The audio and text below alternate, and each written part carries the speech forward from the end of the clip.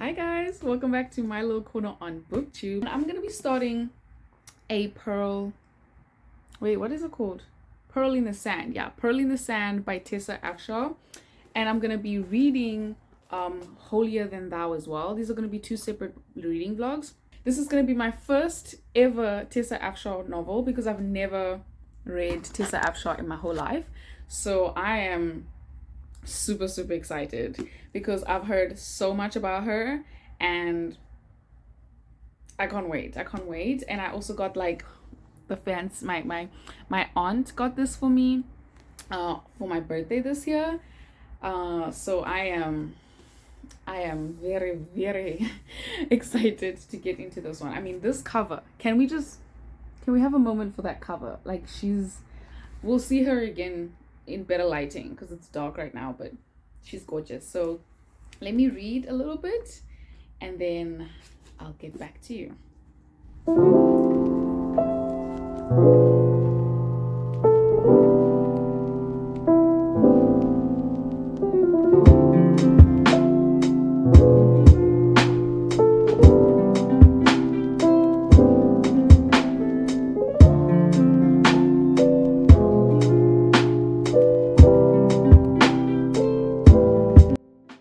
Okay, so I just finished the note from the author to the reader, and I am reading a revised version because there's certain parts that she wanted to add. So now I want to get my hands on the original copy, or the original copy, and see how I would react to it. But again, this is a hefty book, like not in terms of like the amount of pages, because I think there's like it's just at 394, but I think the quality of the pages is what's making it feel so heavy. Like if I feel this one, but obviously it's less pages, but if I compare this one to this like 400-500 page book that I have, they're gonna feel a little bit like similar, because for some reason the quality of the paper that was used here, it's like, I think it's a bit thicker. I don't know, because something about this book is a bit heavier than normal books that would be around this page mark. So I don't know, maybe it's because it's the 10th anniversary edition that like they put a little bit more extra money into the pages. But anyway, I'm about to start chapter 1. I'm so excited because apparently this is her first book, so this is pretty cool to start off reading Tessa Afshar by reading her first ever published work.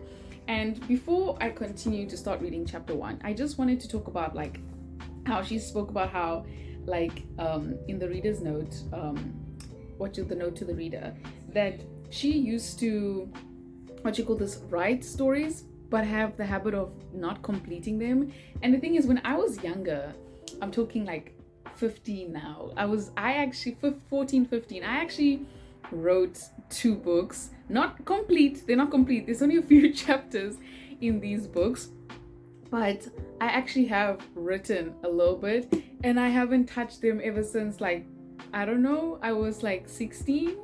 I haven't touched them. So I really, one day, after I maybe take a course or something in writing and in English literature and all that kind of stuff, I'd love to go back to those stories and change them.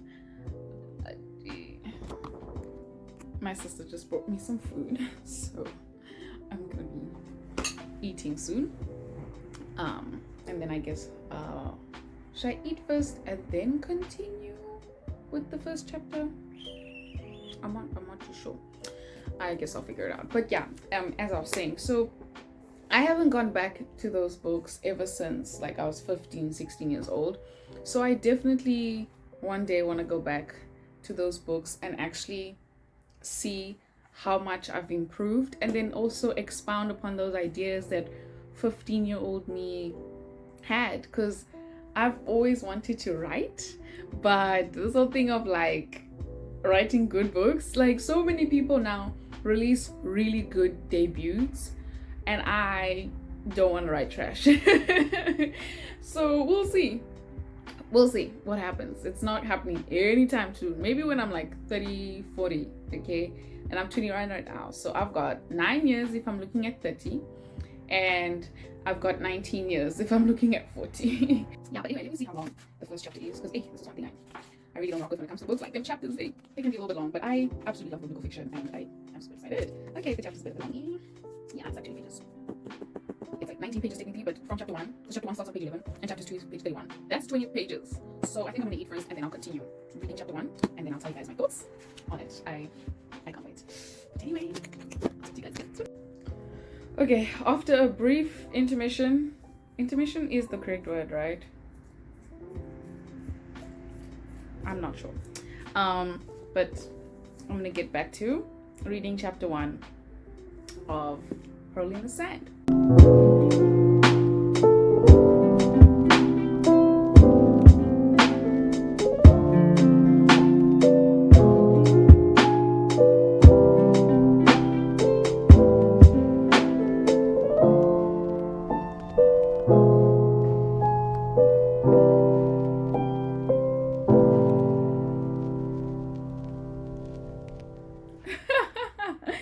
The only thing growing there is wind.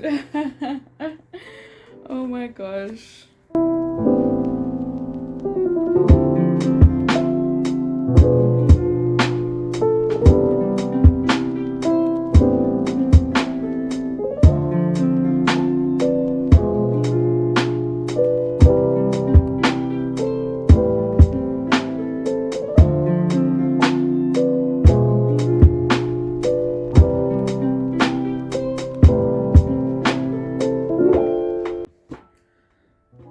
I just completed chapter 1. Wow. So much has happened. So much has happened. She went from being a young, innocent girl dreaming about love and marriage and children to being forced by her father to become a prostitute because they are poor.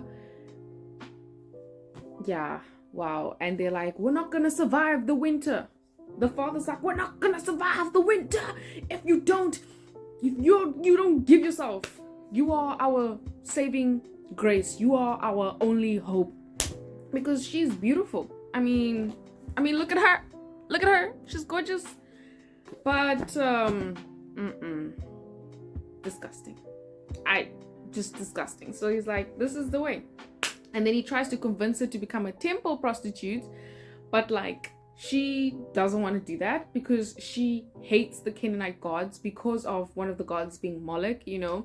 And her older sister, actually gave up her firstborn child to Moloch so that they could get money, and it didn't actually end up happening because they were like, oh well, you know, like if we sacrifice our child to Moloch, then like we'll get shmooly, we'll be blessed financially, and that did not happen.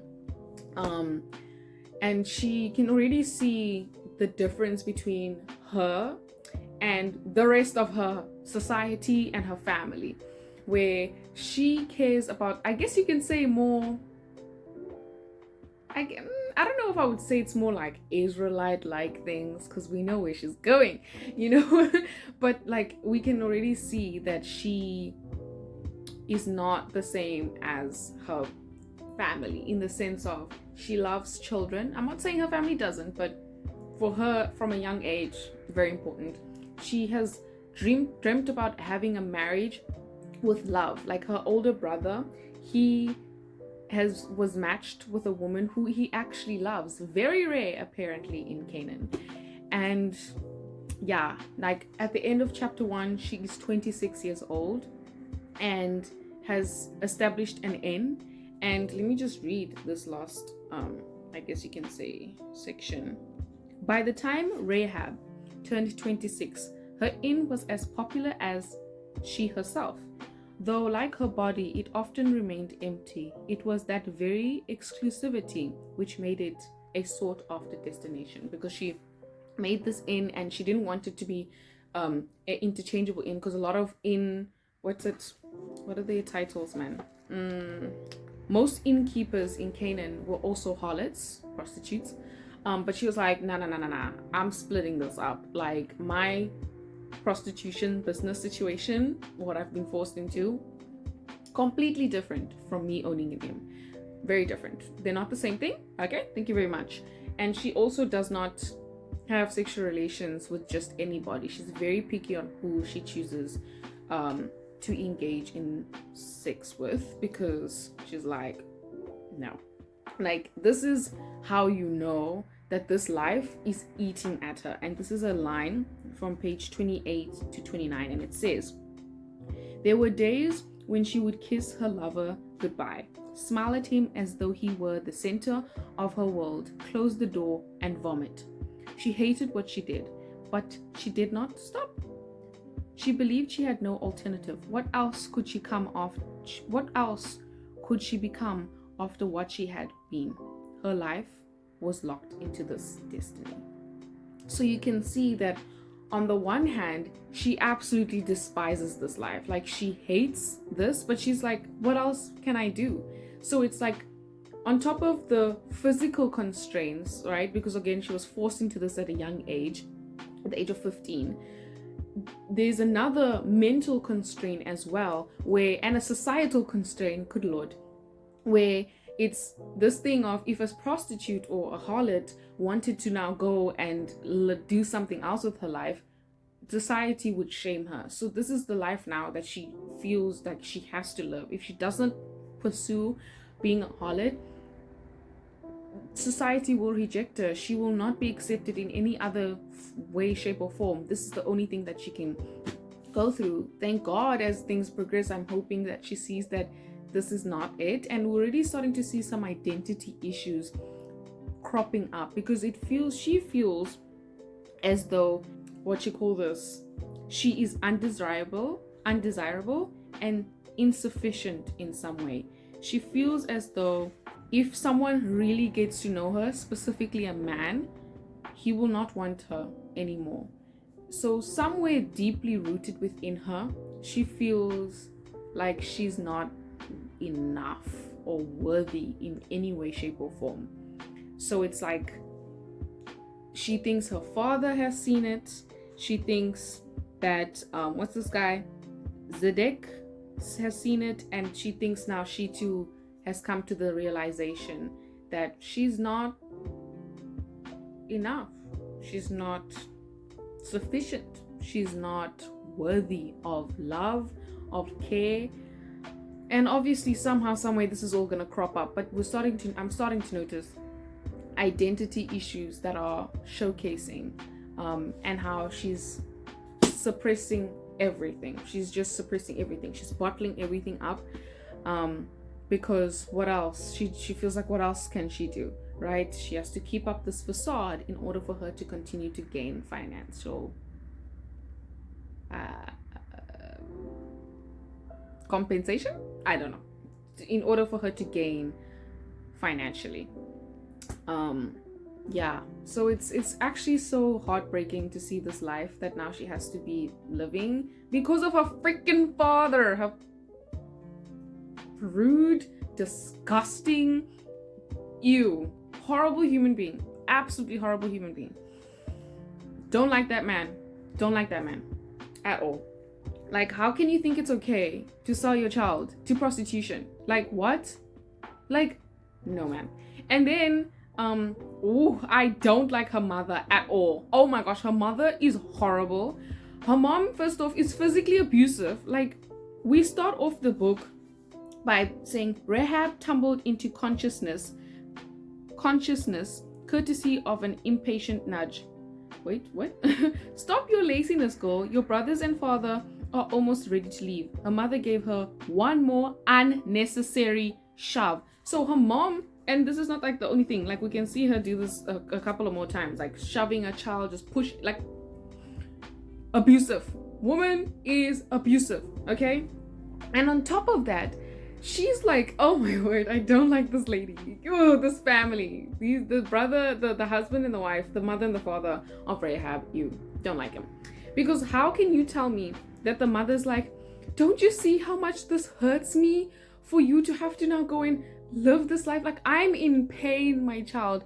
And I'm just looking at her like, are you the one who was being forced by your own father to become a prostitute? Was it you? Was it you? So I don't like this lady because she prioritizes her own hurt, her own anguish, I guess you can say, over Rahab. She doesn't even acknowledge Rahab's pain, Rahab's anger, Rahab's hurt, Rahab's betrayal. Like, she doesn't even acknowledge any of that. She wants other people to acknowledge her pain. Oh, woe is me, the mother. Oh my gosh, my child will never get married. Oh, girl, whose fault is it? Like, so I don't like her at all.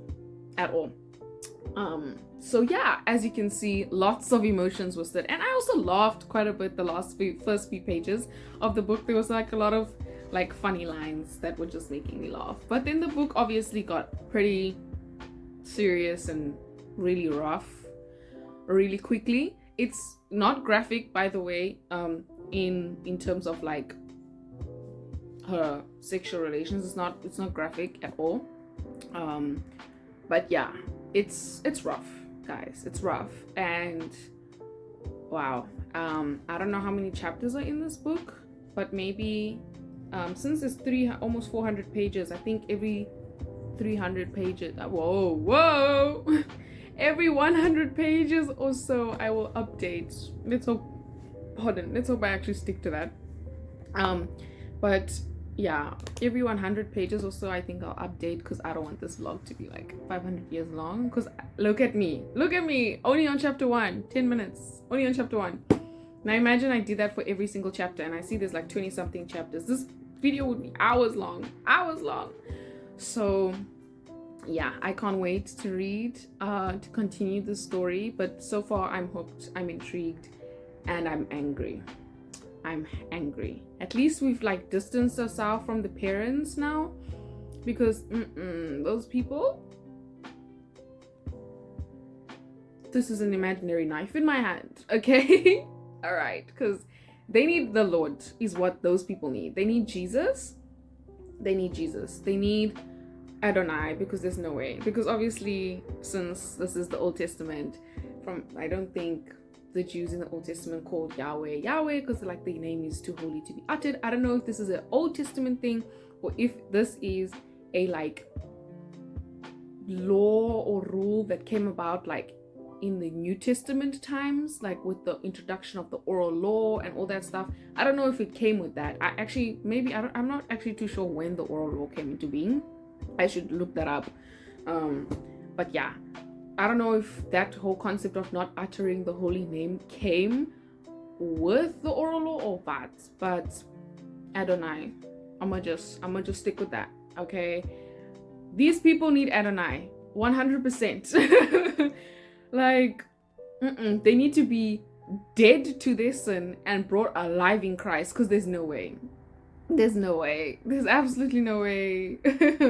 So yeah, we're seeing just the depth of depravity of some people, and also the effects that our depravity have on other people. Yeah, anyway, I think I'm gonna keep reading and then see what happens. But chapter 1 there was a lot packed into chapter 1, so let's see how the story unfolds. I'm on page 53, and wow, Rahab is learning about the God of the Hebrews, and it's so interesting to see other people contemplate God. Like, very, very interesting to see other people contemplate God, because like I've known him my whole life, but like when you read this, it's just like, let me read it. Okay, so this is page 53. In the ensuing days, Rahab spent long hours brooding over her future. She thought about the destructive ways of Jericho and the pointless passions of her countrymen that led only to unhappiness. She thought about the Hebrews and their strange customs. Most of all, she thought about their God. She could not pluck him out of her thoughts. Could there really be a God who ruled over everything? Could he be real?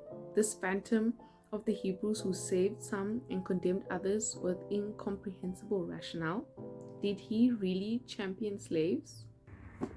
Like, yeah. And there's other thoughts that she's had about Yahweh, and I'm just like, yeah, he's amazing. He champions slaves. He loves women and men alike. He is kind and sweet and tender-hearted and powerful. Don't forget that part. Don't play games with God, bro. He can come and destroy your whole city if he wanted to. Like, it's power and compassion. He's amazing. He's amazing.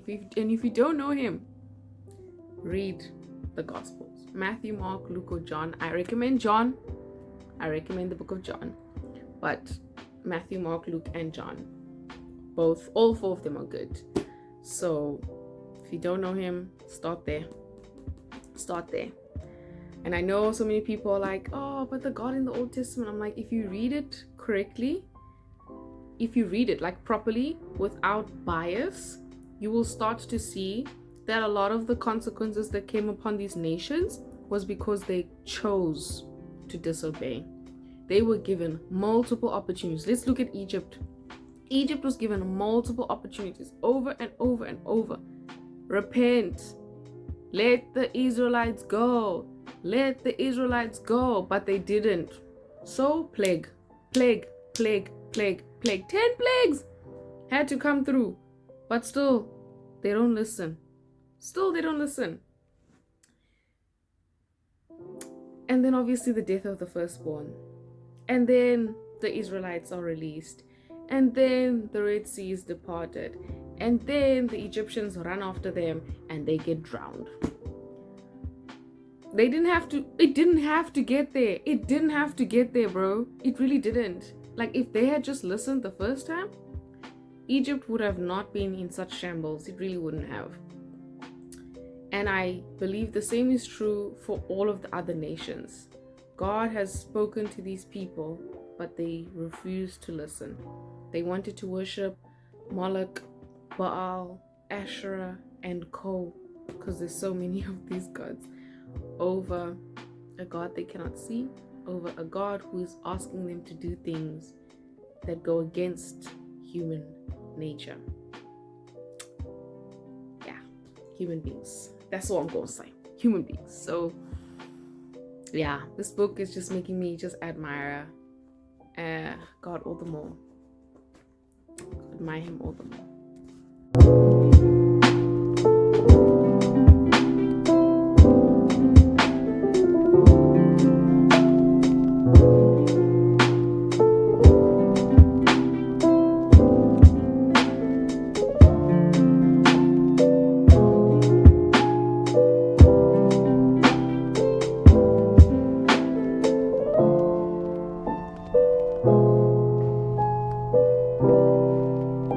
Hi, it's a couple of days later.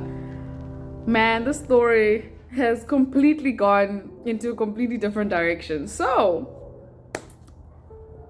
let's start with the fact that Salmone and Rahab are married. We're happy about that. Yay, yay, yay. But the problem is because Salmone told Rahab that he has buried her past. Let's not think about it ever again. I don't look at you that way. But like the way that he said it was doing the exact opposite effect. Like he was trying to reassure her, but actually the words that he said actually made things like 500 times worse. Let me tell. Yeah, so he said, Rahab, I should have said this to you earlier, but we were hardly left alone for the past 3 months. I want you to know something. Your past is dead to me. It's dead between us. Never speak of it. Never allude to it. It is gone and over with. I never want to be reminded of it. I know, and obviously, like, he was probably saying this in a kind way, okay? I know you for who you are now. The other Rahab doesn't exist. Pardon. We will build our lives on today and we'll bury the past. So he thought that he was saying something that was like reassuring, but like actually it had the exact same opposite effect, to the point where she just became a board. A whole board. She became a wall. She was like, don't talk to me, don't speak to me. For 7 days, because they're supposed to be alone together for 7 days. For those 7 days, he was being completely ignored. Completely ignored. Completely ignored. And I understand her side of it, because it's like, oh, well, obviously she used to be a prostitute. So like now they're supposed to consummate the marriage. But it's like, if she starts reciprocating, isn't that going to be a reminder of the past? So I completely understand her thought patterns. I completely get it. I just wish that she didn't decide to just shut off. But it's kind of like a defense mechanism / trauma response, I'm assuming. And I think it also roots from the fact that she doesn't think that she deserves to be loved. She thinks she's unworthy. So because of those deep-rooted issues that she has within her, because of rejection, she, I think, is shutting down towards her new husband. And it's just breaking my heart, because I have to leave now, but I don't want to go, because I need to continue. I need to see this through. I know it's all gonna go well, but right now it's not well, and I have to read this tenseness, and everything is just right now. Oh my gosh, guys, if you haven't read this book, you need to read it. Like, it's so good, but dang, is it nerve-wracking. It's nerve-wracking, 100%. Like like, I'm so happy that they're together, but now I'm very unhappy that this is the situation, you know. And I mean, you could even start wondering, okay, like, what is going on? What's gonna happen? Like, I hope that they discuss this, because she needs to talk to him. She needs to say, hey, that speech that you told me on our wedding day, I know you tried to comfort me, but it did the exact opposite. Like, now I'm scared that any sexual thing I do towards you will have you think, oh, that prostitute, that harlot. You know what I mean? I mean, he even asked her. Is it because I'm not as adequate as your past partners? And she gave him the most horrified look. And he was like, okay, at least that answers that question. But he had been married before, so that even when he was thinking this, he was like, that shouldn't be the reason. But he still asked it anyway. And she obviously confirmed it by just giving him the most horrified look ever. But I want us to see her thoughts, because we're going through his mind during this time and not hers. So I want to understand her thought processing in why she's just become mute. She's just become mute. So yeah, that's where I am in the book. I am on page 291. I know I was supposed to update you in the hundreds, but we're here now. It's been rough and I have to leave soon. But I'm gonna keep drinking this up. I just know I'm gonna be in distress for a while. I'm really gonna be in distress for a while. I think I'll have to finish this book today. If not today, tomorrow, because there's no way I can continue with my life without finishing this book. Like, my thoughts are gonna be plagued with what's going on between the two of them. But it's good. It's good. Okay, so I'm done with A Pearl in the Sand, and it's 5 stars. It's 5 stars. Like, I don't know what else to tell you. Like, it was so good. Like, I read that book in 3-4 days. Like, because it was Tuesday, Thursday, Friday, and Saturday. Yeah, 4 days. I was done. 4 days and I was done. Like, the book captured all of my attention. I loved it so much. I loved the relationship between Ruth, who? sorry, Ruth is in my mind for some reason, because I found out in the book that Rahab and Salmon give birth to Boaz. I was like, pause, hold the phone. What do you mean? Wait. For real? Yeah, so very interesting. I'm not even gonna cap. Very interesting. But I need to find out if that's true. I actually need to find out if that's true. I'll put it up on the screen if it's true or not. But that's interesting, because I feel like there should have been someone else before Boaz. But if it's just straight Boaz, then interesting. Very interesting. So these stories are actually a lot closer to one another than I thought. Because in my brain, a lot of these things are way more separated than actually the actual flow of events. And the thing is, I think one of the issues is that obviously these things are in their different books, and then also like the order of it is not necessarily chronological. So I think that's what's tripping me up. That's what's messing me up, because technically First and Second Kings and First and Second Chronicles, they like overlap like no one's business. But if I didn't know, I would have, if I didn't recognize the pattern of, oh wait, didn't we just read about that guy in First Kings or Second Kings? You wouldn't realize that, bro, some of these things are intertwined, some of these things are overlapping, some of these things are happening at the same time. Would have never known. Like, I didn't remember that, now this is my own Bible reading now, but I didn't remember that Elijah and Elisha were alive in the like Second Kings era. I think it's Second Kings, or is it First Kings? Girls getting confused, you see what I mean? So it's so interesting to see who was alive when. I just know that Elijah and Elisha were alive when Ahab and Jezebel were alive. I know that. I know that one. Yeah. And then Elisha seems to have been alive for a couple of these other kings as well. So of Israel and Judah. It's anyway, but this is not a pull in the sand stuff. But anyway, back to a pull in the sand. I mean, pull in the sand. There's no A at the beginning, but I personally think there should be. I'm just saying, pearl in the sand versus a pearl in the sand. Do you catch me? It sounds, I don't know. It's got something. Anyway, but pearl in the sand, amazing. I loved it so much. Yeah.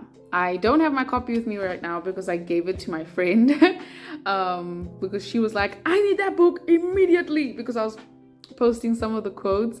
And like I said, guys, Joshua the son of Nun, I love that man. His wisdom, peak. His sarcasm, peak. Him being just hilarious, peak. I love Joshua so much. Like, that is my love interest in the story. That is my love interest, not gonna cap. I love him so much. He is so amazing. And he doesn't show up like that much.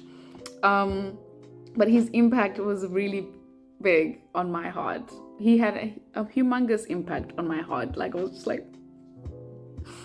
And then even, oh my gosh, it breaks my heart that Rahab and Salmon's wedding day was not beautiful. Like it was beautiful, but like internally for Rahab, it was one of the worst days of her life. And it breaks my heart, honestly, it really does, because I'm like, oh, this could have been such a beautiful day for you. But then all these expectations, and then obviously like it's rough now, because now she has to come head first with her traumas of being a prostitute. But it does get better, but like, thank God for Joshua. Again, the love of my life, fictionally, okay? Love that man so much, because he was literally I wish I had my copy, because I was laughing, because when Salmon like told him basically the issues that Salmon and Rahab were having, Joshua was like, wait, let me get this straight. So you basically told her that you want nothing to do with her past. And someone's like, yeah, I did. Like, not even clocking the issue. And Joshua like just goes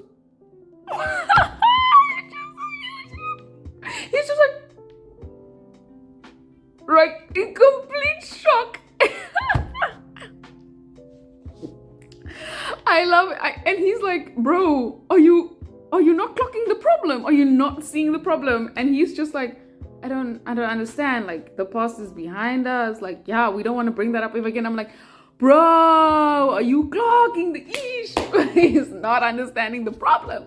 Because obviously now that they're married, one of the expectations that come with marriage is sex.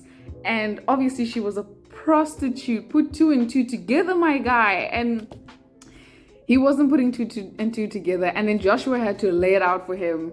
And then he was like, oh, I mean, I still don't fully get it, but I get what you're saying. Salmon. I have been calling him Salmon this whole time. There is no by his name, so I had to change it. His name is Salmon. Whatever. I think Salmon sounds a little bit more, you know what I mean? But Salmon, fine. If that was his actual name, let's go with it. Salmon. Yeah, so I love this book. Like, there's so much I could talk about, but I don't have the copy in front of me, so like all the details and all those stuff are missing a little bit. But I just wanted to say that the book was amazing and I really enjoyed the ride. And I'm glad that, like, because I was reading some reviews as well, right? And one person was like, oh my gosh, like this was such a thing of like the trauma just disappeared. And I'm like, okay, maybe that was in the original edition of things, because I read the 10th anniversary edition and there were some edits to the original story and certain things that were added. But in the story that I read, at least, the trauma did not just disappear. Like, their wedding their issues didn't just disappear. Like, it took a while for them to get through it, and they're still not done. Like, even when the book, like the ending of the book before the epilogue, it's not done. And I don't know, between the epilogue and the last chapter, how many years have gone by. All I know is their traumas and their issues did not just get resolved overnight. It really didn't. Like, it took time. Okay, it really did. It took time, just like it would in real life. And I'm just happy that they got to a better place, because I was starting to slowly start freaking out. I was like, there's no way these people are going down here like this. I mean, and I do wish, though, that they focused a little bit more on Salmon's temper. That man, he needs to sort that out. Because I'm not gonna cap. If someone was shouting at me and getting super angry at me when I am like telling them my issues, I would also close up. I'm like, well, I'm not talking to you anymore, ever again, actually. And then obviously the Lord would have to deal with my heart. But like, still.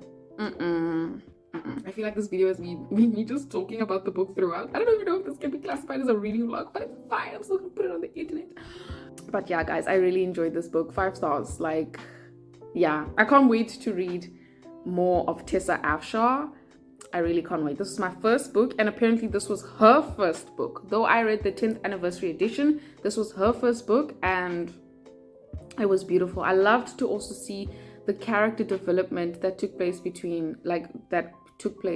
in Rahab and in her family as well. Though I do wish we got to see a little bit more between what happened with the parents, because I'm not gonna cap, I still don't like her parents, and that's because I don't see them. You catch me? I don't see any changes with them, because we don't read as much about the parents. They kind of become like back characters after she kind of goes on with her life and moves on, and then moves out of Jericho and moves in with the Israelites. Like, they kind of just become like wallpaper. Like, they're there, you know, but we don't really know what's going on with them. And I want to know what's going on with them, because they've got issues they need to sort out too. Like, father, sir, you need to come and apologize to your daughter for sending her off to be a prostitute. Thank you very much. You need to apologize for that.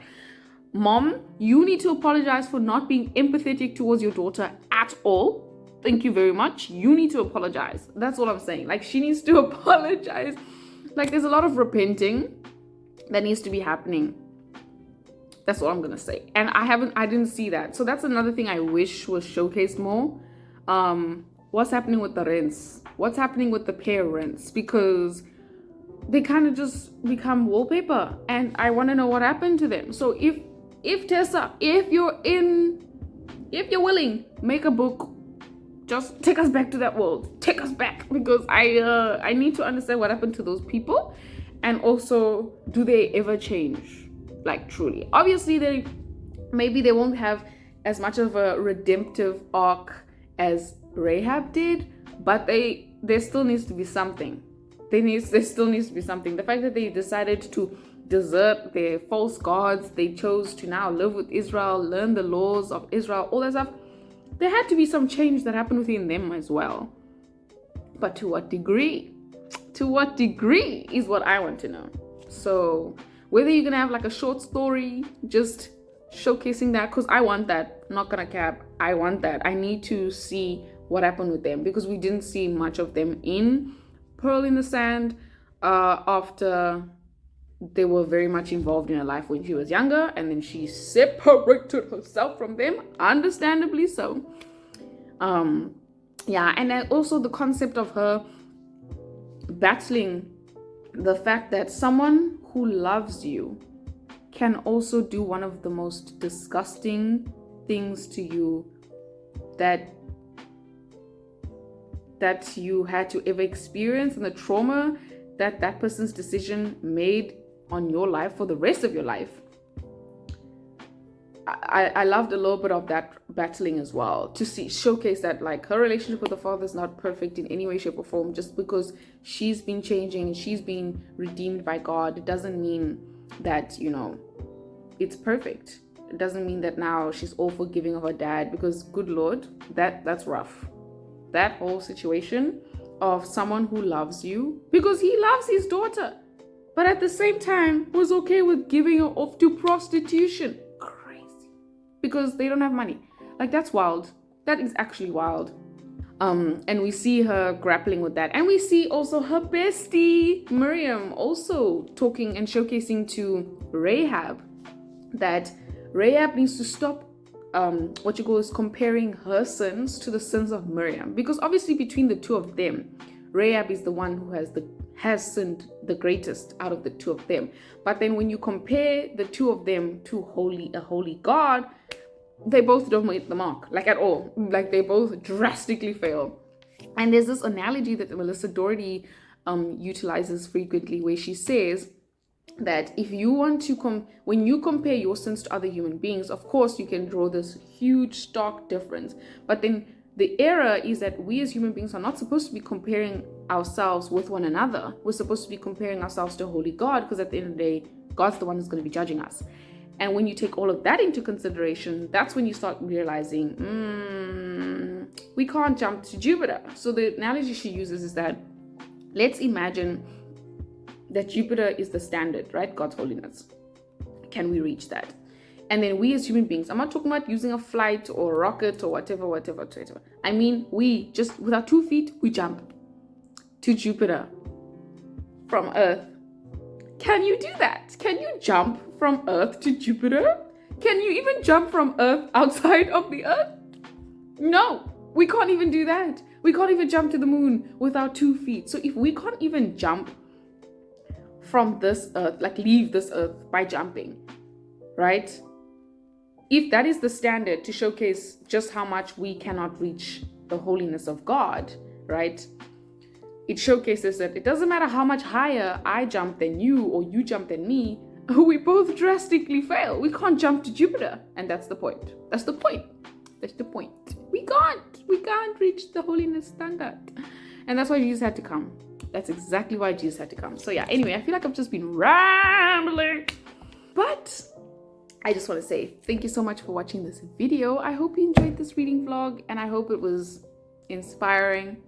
I hope it convinced you to read a Pearl in the Sand. I keep adding that A because it really is a beautiful book. I mean, I'm sure there's certain things that I might have looked over. Like, for example, Salmon's like thing of like commanding her to do things is a little weird. It's like, sir, what you doing? You know, what you doing?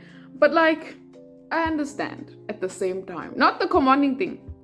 In my brain, I've just edited the word out and replaced it with a different thing, a different word. Ask. I've replaced it with ask. Because I'm like, there's no way. There's no way he's just commanding. It's like, like, I don't see him doing that. Even though maybe when he's angry, you could do some nonsense like that. I see it a bit differently, okay?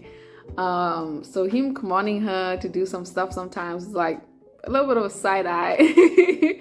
But otherwise, like, minus all of that, I think their relationship is really beautiful. And it's not perfect. That's one thing I love about it also. It's not perfect. Because a lot of the time, people want these like perfect relationships. And I'm glad that it showcased that you can have these two flawed people come together. And guess what? The relationship's also going to be flawed to a certain degree. But these are two people who love God. And both of them want to become more like him. So eventually, they have to try and work things out in a manner that would bring glory to God. So anyway, she's rambling again. But anyway, thank you so much for watching this reading vlog. I hope you enjoy the rest of your week. Don't forget to like, comment, and subscribe. Do all the YouTube things. Bye, guys.